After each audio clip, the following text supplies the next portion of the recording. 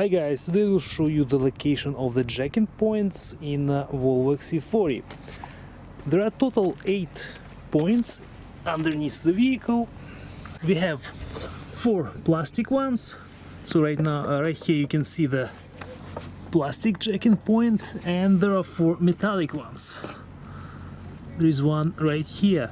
Plastic jacking points can be used for the hydraulic jack or to lift the vehicle in the shop, and the metallic ones can be used as a support for the jack or to use the stock jack that comes with the vehicle.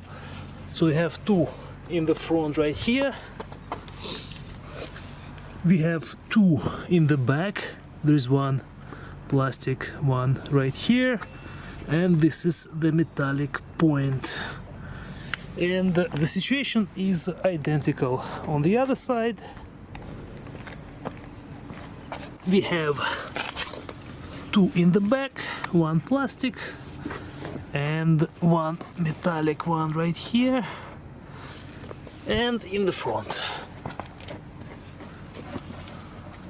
plastic again and the metallic one. Thank you guys for watching. We'll see you in the next video.